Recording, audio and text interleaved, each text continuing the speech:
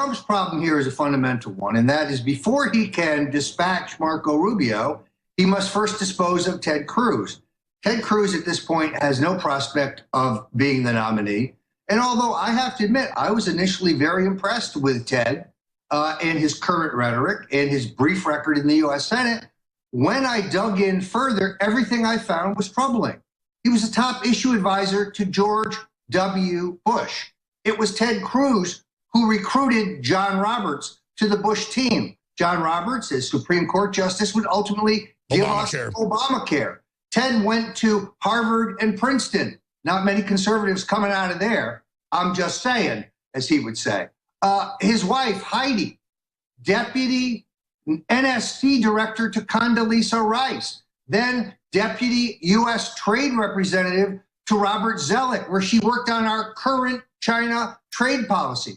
By the way, Alex, those things are airbrushed out of her wiki biography like they never happened. Then she goes on to work for Goldman Sachs. And it turns out that the Cruzes have a secret sweetheart loan from Goldman Sachs to finance his Senate race. And then Ted lies and says, no, the money to finance my Senate race came from my wife cashing out her retirement. But there was no cash out of her retirement. Turns out it's a loan. Now we learned that Heidi Cruz is a member of the Council on Foreign Relations, where she worked on some of their crazy lefty one world government schemes. Bottom line, I just don't trust Ted Cruz. I don't really believe that he's a conservative. I think he's a self-styled Trojan horse with a very short record as a conservative to position him solely for this race. He is an insider acting like an outsider. So he could be the ultimate sleeper operative. I think he's the Canadian Manchurian candidate. He's in this race right now to draw votes from Donald Trump so that Donald Trump can fall to Marco Rubio. It's a 1-2 play. I'm sorry, I just don't buy the idea that Ted Cruz is committed to the liberty agenda. He's committed to the CFR agenda, to the Goldman Sachs agenda. What do we do then? I mean, look, obviously we get your book, put that on screen, we sell it, we bought a bunch of them, they're selling out, InfoWarsStore.com. Jeb and the Bush crime family, it's now available. But we also have his book on the Clinton's war on women. Give this to these women we talk to that say, I'm voting for her because she's a woman, period. It's going to be a war, folks, to get the information out.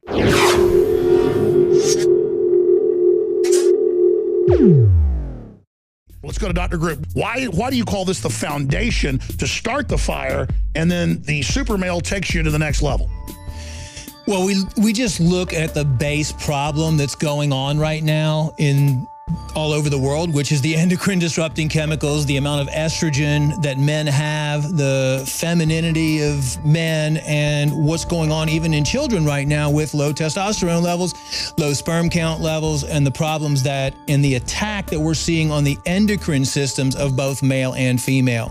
So I'm always looking for ways to boost that and to make it more effective and naturally get the body to start producing these hormones and balancing themselves. So what we decided to do was, how can we add a few other components in there that would actually boost the effectiveness of the super male vitality and at the same time address different issues that the male might have, so it would be a full approach. And one of those was zinc. And zinc is actually necessary for the production of testosterone. There's more and more studies coming out that zinc is essential for hormone balancing. What is in the goat weed? You've got one of the purest, strongest organic forms of it. What's so magic about the goat weed?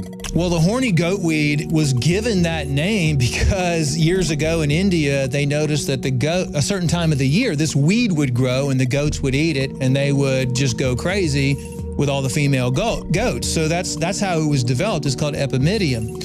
And what that's been proven to do over thousands of years is increase sexual pleasure, help balance the male hormones. It can actually be used for women as well, but it really kind of resets and brings the hormone balance, improves sperm motility, and increases testosterone levels. So it counters the stuff they've been throwing at us. Results will vary overall. All I know is dynamite.